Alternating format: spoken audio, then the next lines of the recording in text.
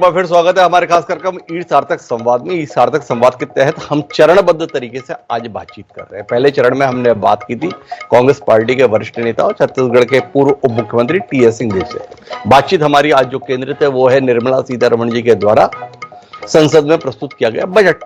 इसी क्रम में अब हम बातचीत करने जा रहे हैं देश के जाने माने अर्थशास्त्री डॉक्टर चरण सिंह जी से। चरण सिंह जी किसी परिचय के मोहताज नहीं है। आर्थिक मामलों पर उनकी जानकारी का देश ही नहीं बल्कि दुनिया का है। इस बजट को वो किस नजरिए से देखते हैं जानने में हमारी दिलचस्पी है। तो सीधे रुख करते हैं डॉक्टर चरण सिंह जी का। चरण सिंह जी, बहुत बहुत स्वागत आपका हमारे इस खास कार्यक्रम में। और सबसे पहले आपकी प्रतिक्रिया आज संसद में प्रस्तुत बजट के संदर्भ में, क्या कहते हैं आप इस बजट को? यहाँ तक बजट का सवाल है, मैं बजट को दो पहलू से देखता हूँ। एक तो देखता हूँ कि क्या इसमें नीति कैसी है, और एक देखता हूँ कि उसमें क्या होते हैं। इससे पता लग जाता है कि सरकार ने पिछले वर्ष जो कहा वो आंकड़े ठीक आए कि नहीं आए। वो भी क्योंकि आपको पता है कि अंतर्राष्ट्रीय रेटिंग एजेंसी देख रही होती हैं, उस पर देश की अर्थव्यवस्था काफी ज्यादा निर्भर होती है। तो फिर मैं देखता हूँ कि इसमें इनकी नीति क्या है, आगे क्या करने वाले हैं। तो अगर मैं इन दोनों पहलुओं से देखूं तो अगर आप देखें जो आंकड़े हैं, फिस्कल कंसोलिडेशन एकदम सॉलिड रहा है। ग्रॉस फिस्कल डेफिसिट 5.1 से 4.9 आ गया है, एकदम दिखाने पे चल रहा है। जहां तक एक्सपेंडिचर का सवाल है, कैपिटल एक्सपेंडिचर आप भी जानते हैं, उसको भी इन्होंने बढ़ाया है। और कैपिटल एक्सपेंडिचर की सबसे अच्छी बात ये होती है कि वो इंटरजनरेशनल चलता है, उसके मल्टीप्लायर इफेक्ट बहुत अच्छा होता है रेवेन्यू एक्सपेंडिचर के मेज पर, तो उसमें भी बढ़ोतरी हुई है, तो उस एंगल से बहुत अच्छा है। अब दूसरा पहलू एक बजट का होता है कि सरकार की नीतियां क्या है, आगे क्या करने वाले। ये पहले ही आप जानते ही इलेक्शन के बाद ये इनका पहला बजट है, 8 महीने रह गए हैं, उसमें इनकी नीतियां साफ उभरकर सामने आई हैं। इनका फोकस क्या है, इन्होंने साफ कहा यूथ, फार्मर है, विमेन है, एमएसएमई है, ये हमारा फोकस है। और उसके बाद उन्होंने 9 पिलर्स की स्ट्रैटेजीज बताई हैं।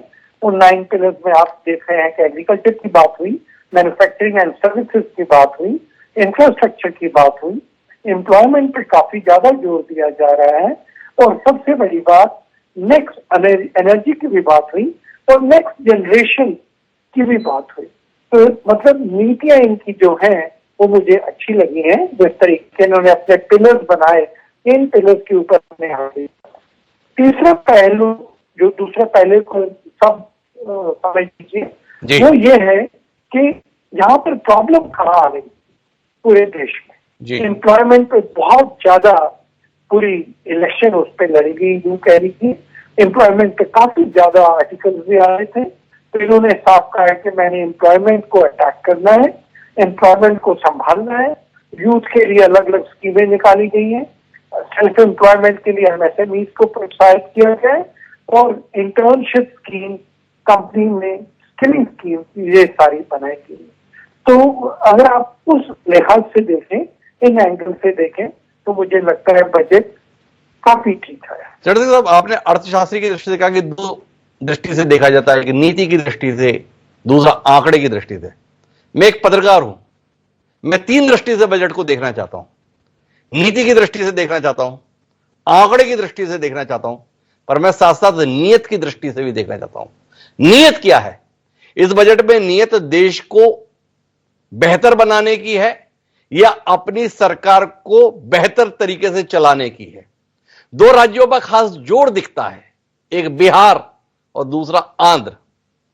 हम तो तुलसीदास जी को उस दोहे को याद रखते हैं, मुखिया मुख सोचाइए, खान पान को एक, पाले पोसे सकल अंग, तुलसी सहित विवेक।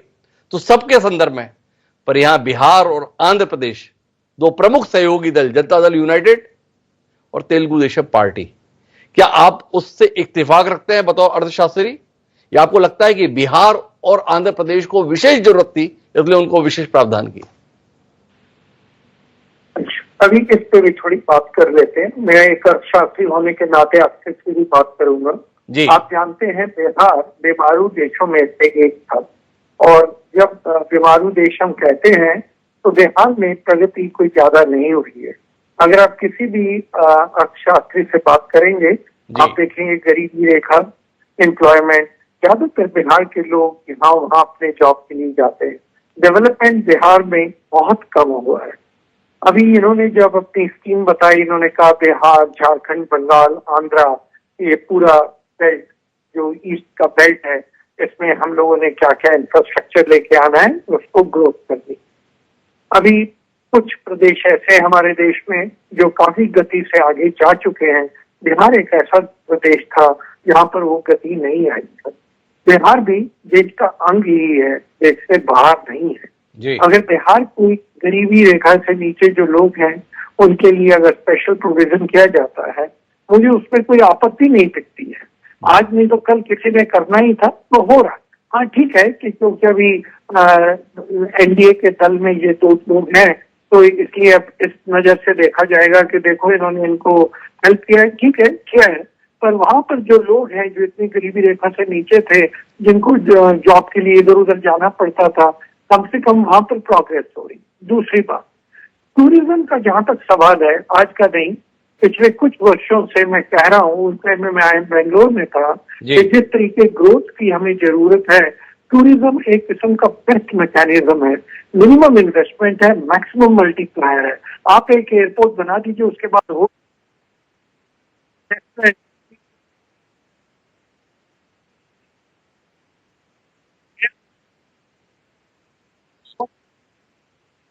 इलाका और राजगीर का दूसरा इलाका है, आप टूरिज्म डेवलप करने की बात हो रही है, टूरिज्म बढ़ेगा।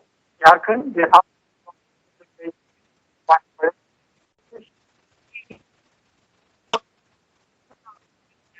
कह रहे हैं कि भाई कोई है आंध्रा और बिहार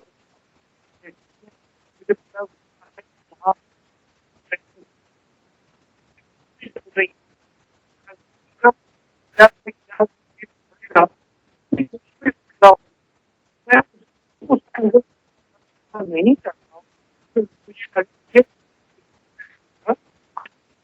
पहले ही हमें करना चाहिए था। एक और ये कि सरकार बचत को प्रोत्साहित करने में इतनी प्रयत्नशील है। हमारे यहाँ अंदर में दो प्रणाली चल रही, पुरानी प्रणाली नई। वित्त मंत्री जी ने आज बहुत मुश्किल जो राहत सो कॉल्ड देने की स्टैंडर्ड डिडक्शन, और वो भी केवल नए रीजन के संदर्भ में 25,000 रुपए का, 50,000 तो बढ़ाकर 75,000 रुपए। टैक्स स्लैब में भी 1 लाख रुपए का परिवर्तन, 6 से 9 था उसको 7 से 10 कर दिया। आपसे जानना ही चाहता हूं कि सरकार का इतना द्वेष क्यों है? इस नीति के संदर्भ में थोड़ा रोशनी दीजिए ना। सरकार बजट संबंधी प्रावधानों को प्रोत्साहित करने की कोई भी ऐलान करने में संकोच क्यों कर रही? मैं आपका प्रश्न अगर ठीक समझ पाया हूँ तो मैं ये कहना चाहूंगा कि जो टैक्स सिंप्लीफिकेशन की जरूरत है और इससे भी ज्यादा आगे टैक्स सिंप्लीफिकेशन की जरूरत है। पुराने टैक्स लॉज अगर आप देखें, उसमें स्टैंडर्ड डिडक्शन, फिर आपकी इन्वेस्टमेंट कहाँ हुई उसका सेविंग्स को एनकरेज करने के लिए ये वाला डिडक्शन, वो वाला डिडक्शन, ये सब होता था। बहुत कॉम्प्लिकेटेड टैक्स रेजिम बन जाता था। मैं तो चाहता हूँ कि एकदम सिंपल टैक्स रेजिम होना चाहिए, विदेशों में जैसे होता है। आपको पता है, मैं बाहर रह के आया हूँ, आपकी संस्था है उस पर सीधा टैक्स, कोई उसमें ये नहीं वो जो इनकम आपको दे रहा है एम्प्लॉयर, उसको भी आइडिया है कि ये जितना इसको दे रहा है उसकी पॉकेट में इतना करके पैसा चाहे। सिंप्लीफिकेशन ऑफ टैक्स में तो ये मुझे ठीक लगा, पर अगर हमारे देश के लोग, मैं भी उनमें से पर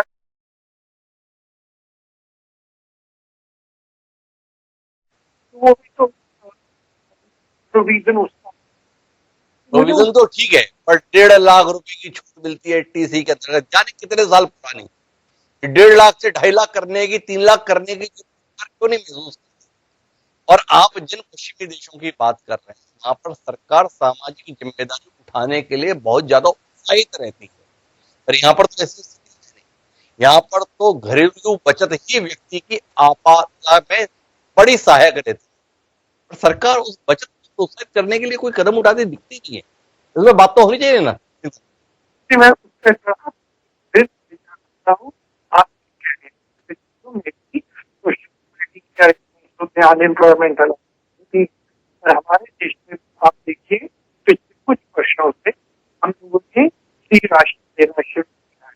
मैंने देखा एम्प्लॉयमेंट के लिए हम लोगों ने कुछ सिक्योरिटी दी है, मेडिकल फैसिलिटी के लिए भी हम लोग बहुत कम रेट पे इंश्योरेंस हेल्थ प्रोविजन प्रोवाइड करना शुरू किया। हमारे अस्पताल उसमें भी क्वालिटी ऑफ काफी इम्प्रूव हुआ है। तो ये सोचना जो विदेशों में रहते हैं कि वो अलग है। मुझे लगता है कि हम लोग यहाँ पर के कोविड के टाइम जिस तरीके हम लोग ने दिए, ठीक है, बात कर जिस तरीके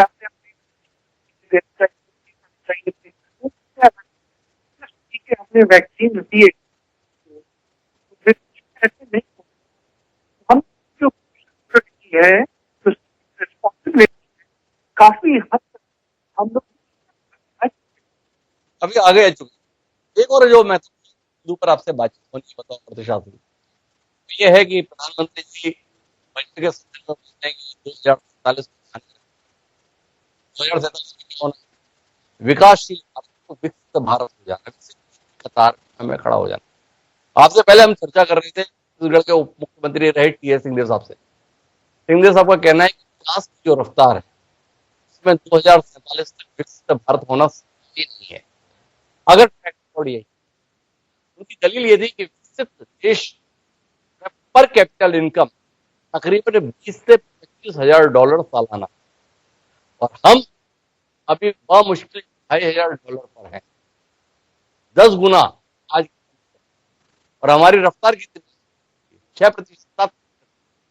कैसे पहुंचे? आपका नजर? बिल्कुल, आपने ये सवाल बहुत अच्छा किया। मैं भी अर्थशास्त्री होने के नाते हम कहीं भी हम अर्थशास्त्री आपस में बैठते हैं, मैं उनको हर बार एक बात कहता हूँ कि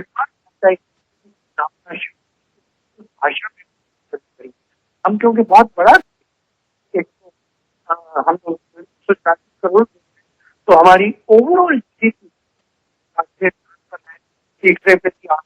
कोई राय नहीं है। पर कैपिटा इनकम अमेरिका की $50,000 है। चाइना जिससे हम कम्पीट कर रहे हैं $1,000 है, 2008 बहुत पीछे है, इसमें तो राय पर बिजनेस करना है। अभी चाइना की ग्रोथ रेट देखिए 3% में गिर हमारी जो पोजीशन है वो 6-7 के बीच में चल रही है। अगर आप उनसे ज्यादा 20 साल के लिए अगर आप 3-4% के गैप से चल रहे हैं तो आप काफी गति से आगे बढ़ रहे हैं। मैंने आपके प्रोग्राम में कल भी शायद कहा था कि हम लोग 7% की ग्रोथ से बड़े संतुष्ट हैं। हम लोग संतुष्ट होने नहीं चाहिए। हमारे में क्षमता है 10% जाने की, और क्या कोई देश 10% पे गया है? हाँ, चाइना गया है, कुछ साल कोरिया भी गया है, हम लोग भी जा सकते हैं। जितना डेमोग्राफिक डिवीजन हमारे पास है, हमारे लिए 10% ग्रोथ कोई नामुमकिन चीज नहीं है। अगर ठीक नीतियां बन जाएं और उन नीतियों से हम लोग सब एक साथ एकजुट हो जाएं तो हम लोग उसको अचीव कर सकते हैं। 23 साल का हमारे पास डिस्टेंस है। अभी 23 साल में काफी हद तक हम काफी आगे जा सकते हैं अगर ग्रोथ रेट ठीक चलती रही। एक्सचेंज रेट के भी ऊपर जोर पड़ता है, क्योंकि जब आप विकसित देश की भाषा कह रहे हैं तो डॉलर में हम लोग नापते हैं जी। मैं आपसे पूरा एग्री करता हूं कि जब हम 10% से चल रहे होंगे 2,500 की बेस से लेके, और अमेरिका अगर 1% से चल रहा होगा 82,000 की बेस के ऊपर, तो तब हम उनसे आगे जाएंगे पर कैपिटा इनकम में। ये मैं आपके साथ सहमत हूं, कभी भी 100 साल लग सकते हैं। पर बात ये है, पूरी दुनिया में क्या कोई और देश है जिसने अपने ऊपर ये मन में बात बिठाई है कि मुझे अगले 25 साल में क्या करना है? हम लोग ज्यादातर हमारे देश में रशिया का मॉडल देखते हुए 5 साल की प्लानिंग करते थे, उसमें कभी चूक जाते थे, पर कम से कम एक स्ट्रैटेजी बन जाती थी, हर आदमी की एनर्जी उस साइड चली जाती थी। अब हम लोग 25 साल का सोच रहे हैं, और सिर्फ 25 साल का ये नहीं कि हम लोग सोच रहे हैं दूर का, हम लोगों ने उसको 5-5 साल में तोड़ रखा है। और हम लोगों ने, आपको पता है नीति आयोग के वेबसाइट पे भी अगर जाएंगे, मैं अपना ईग्रो फाउंडेशन की अपनी स्टडी पढ़ी, औरों की भी होगी, जहां पर हमने कहा कि देश अगर विकसित होना है तो 2036 में कैसे होगा, फिर ऐसे 5-5 साल के स्लैब में कैसे आगे जाएं। तो इसलिए मुझे ये जरूर है कि हम लोग 2,500 की बेस से 82,000 की बेस अचीव कर लेंगे। वो मुझे भी पता है ऐसे नहीं हो सकता, पर क्या 2,500 की बेस पे हम 15 या 18,000 की बेस अटेन कर सकते हैं? हाँ, कर सकते हैं। तो चटर्जी जी, आपको उम्मीद है कि हाँ हम कर सकते हैं अगर हम ठीक तरीके से योजनाएं बनाए और उसका क्रियान्वयन करें। चटर्जी साहब, आपसे जब भी बात करता हूं तो आप सरकार की नीतियों के कट्टर समर्थक के तौर पर मुझे महसूस होते हैं। मैं जानना ही चाहता हूं कि इस बजट में कुछ ऐसा भी है जो बतौर अर्थशास्त्री चरण सिंह जी चाहते थे कि होना चाहिए पर इस बजट में नहीं है? क्योंकि मैं जो भी पूछता हूं बोलते हो ये बहुत अच्छा है। कुछ तो ऐसा भी होगा चरण सिंह साहब जिसमें आपको लगता होगा ये होना चाहिए था पर ये नहीं है। आपके अनुसार क्या नहीं है? से सहमत हूँ। मैं चाहता था हेल्थ के ऊपर ज्यादा जोर दिया जाए, क्योंकि अगर आपका जो लेबर है, वर्कर है, वो अच्छी तरह सेहत नहीं रखता है तो आगे प्रोडक्टिव नहीं हो सकता है। तो हेल्थ के ऊपर मैं जोर चाहता था, जो नहीं है इस बार। एजुकेशन और स्किल, मैं बार बार एक बात कह रहा हूँ कि क्या आपको इतने पीएचडी चाहिए देश में? क्या ये यूनिवर्सिटीज, आईएम्स जो आपने बना रखे हैं, आईएम क्या करता है? आईएम एक मैनेजर बना रहा है गोल्डमैन सैक्स के लिए, पर आपको अगर एंटरप्रेन्योर्स चाहिए तो एंटरप्रेन्योर्स बनाने के लिए आपको इंडियन इंस्टीट्यूट ऑफ मैनेजमेंट की जरूरत नहीं है, इंडियन इंस्टीट्यूट ऑफ एंटरप्रेन्योर्स की जरूरत है, जहां पर आप एंटरप्रेन्योर्स बनाएंगे, उनको रिस्क लेना सिखाएंगे, उनको लेबर लॉ सिखाएंगे, उनको अकाउंटेंसी सिखाएंगे, उनको मार्केट इनपुट आउटपुट के बारे में बताएंगे, उनको आप थोड़ा सा सोशल रिस्पॉन्सिबिलिटी सिखाएंगे कि एक्सप्लॉइट नहीं करना है। तो एमएसएमईज का यहाँ पे यूनिवर्सिटी लेवल जैसे एग्रीकल्चर यूनिवर्सिटी बनी थी, अगर आप एमएसएमईज पे इतना ज्यादा जोर डाल रहे हैं तो जैसे एग्रीकल्चर यूनिवर्सिटीज बनी थी जब हमारे पास खाने को पैसा नहीं, खाने के लिए अनाज नहीं था, अभी आप एमएसएमई यूनिवर्सिटी क्यों नहीं बना रहे? तो इस तरीके मेरे मन में भी कुछ चीजें हैं जो नीतियां हम लोग बना सकते थे और उस एंगल से हम लोग शायद वो नीतियां नहीं बना पाए। तो हेल्थ एक है, एजुकेशन एक और। हम लोग को अगर इस देश में बड़े बड़े उद्योगपति और अच्छे उद्योगपति कह रहे हैं कि आपके ग्रेजुएट एम्प्लॉयबल नहीं है, आपके इंजीनियर ही नहीं है, तो हम लोगों ने क्या नेशनल एजुकेशन पॉलिसी निकाली, पर उसकी इम्प्लीमेंटेशन में और उन इंजीनियर्स और उन डॉक्टर्स, उन पढ़े लिखे लोगों को क्या हम सामने लाए जो एम्प्लॉयबल है? उसके लिए हमने कुछ किया? शायद नहीं किया। तो वो मैं सोच रहा था कि बजट में कुछ आएगा, या क्योंकि नीति की बात हो रही है। उसी तरीके एजुकेशन पे हम लोग की जो हायर एजुकेशन है वो कितनी एम्प्लॉयबल है, कितनी हम उसमें से बाहर विदेश भेज सकते हैं ताकि वहां से हमें रेमिटेंसेज आ सके, उस पर भी कुछ नहीं है। तो इसलिए अब उसका एक काउंटर सवाल आप मेरे पे कर सकते हैं कि देखिए एजुकेशन और हेल्थ स्टेट का भी सब्जेक्ट है, स्टेट पे छोड़ा गया है, हो सकता है, पर मैं बजट में सोच रहा था कि इन चीजों पे थोड़ा और अध्ययन होगा। इसके अलावा आप देखिए जो बैंकिंग इंडस्ट्री होती है वो ऑक्सीजन प्रोवाइड कर रही होती है सारे सिस्टम में जी।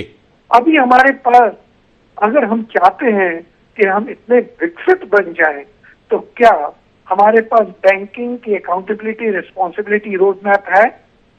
एनबीएफसी का है, जो स्टॉक मार्केट है उसका कुछ है? बजट में कुछ नहीं आया, सिर्फ इतना एक पैराग्राफ आया है कि हम लोग एक विजन डॉक्यूमेंट बनाएंगे। पर मैं सोच रहा था जब हम विकसित भारत की बात करते हैं तो ये चीजों पे भी जोर आ चुका होगा कि बैंकिंग किस प्रकार की हो। तो उस तरीके कुछ गैप्स हैं, पर मैं सोचता हूँ कि एक बजट इतना ही कर सकता है, इससे ज्यादा नहीं कर सकता। अच्छा, बजट इतना ही कर सकता है? जहां कोई गुंजाइश दिखती है बजट तो वहीं पे कैंची लेके चल देता है वित्त मंत्री जी का। अब वो कैपिटल गेन, पहले लॉन्ग टर्म कैपिटल गेन बिल्कुल भी नहीं था शेयर के संदर्भ में, फिर कैपिटल गेन लगा दिया, इस बार कैपिटल गेन भी बढ़ा दिया, शॉर्ट टर्म भी बढ़ा दिया, लॉन्ग टर्म भी बढ़ा दिया। कम से कम देश इसी पे उत्साहित हो जाता था कि हमारा शेयर बाजार यहां जा रहा है, वो भी बर्दाश्त नहीं हुआ। सिंह साहब आप आधा ग्लास देख रहे हैं, आधा मैं दिखा देता हूँ। एंजल टैक्स छोड़ दिया है ना, जी वो भी तो है, जी वो भी तो है, सरकार चला रही भी है। अच्छा, आपको मैं एक और बात कहता हूँ जो मुझे बहुत फिक्र कॉज कर रही है। आपको पता है कि शायद आपको पता है, मैं डिफेंस फैमिली से बिलोंग करता हूँ। जी। मैं सोच रहा था कि जो जियो पॉलिटिक्स चल रही है, जिस तरीके अमेरिका में जो हो रहा है, रशिया और चाइना और आसपास जो हो रहा है यूक्रेन के साथ, डिफेंस पे हम लोग अपने डिफेंस को कितना मॉडर्नाइज कर सकते हैं। पर डिफेंस एक्सपेंडिचर आप देखिए, उसमें कोई ज्यादा बढ़ोतरी नहीं हुई। जी। तो मेरे मन में भी कुछ चीजें हैं, पर मैं देख रहा हूं कि एक हम लोग सब लोग मिलके 17% ऑफ जीडीपी सिर्फ टैक्स देते हैं। सपने लेते हैं अमेरिका के, अमेरिका 40% ऑफ जीडीपी का टैक्स देता है। यूरोपियन कंट्रीज का एवरेज 34 और 44 के अंदर है टैक्स टू जीडीपी रेशियो। सपने लेते हैं वहां से, घूमने वहां जाना चाहते हैं, बच्चों को वहां पढ़ाना चाहते हैं। इंडिया का टैक्स टू जीडीपी रेशियो सिर्फ 17% है। अब 17% में आप क्या क्या कर सकते हैं? चादर ही इतनी छोटी है, उसमें ज्यादा से ज्यादा जो कर सकते हैं वो शायद हो रहा है, पर सरकार अंदर से जागती होगी। मैं बाहर से जो विश्लेषण कर पाया हूँ, यही समझ पाया हूँ कि इतने में इतना ही हो सकता है। तो कुल मिला के रण सिंह साहब का कहना है कि जितना है उतने में इतना ही हो सकता है। बजट के कुछ प्रावधानों के संदर्भ में उनकी असहमति है, लेकिन उनका मानना है कि विकसित भारत के संदर्भ में जो संकल्प वर्तमान सरकार जताती है, उस लक्ष्य को प्राप्त करना 2047 तक संभव है, बशर्ते हम नीतियों को और बेहतर तरीके से बनाए ही नहीं बल्कि उन्हें क्रियान्वित भी करें। अगर जीडीपी की दर को हम 10% से ऊपर ले जाते हैं तो विकसित भारत के सपने को साकार करने में कामयाब भी होंगे। आपका बहुत बहुत धन्यवाद रणजीत साहब हमसे जुड़ने के लिए इस महत्वपूर्ण मौके पर। तो इस बजट चर्चा के अंतर्गत सार्थक संवाद में इतना ही। उम्मीद करते हैं कि हमारा यह संवाद आपको सार्थक महसूस हुआ होगा। तो आज के लिए इतना ही।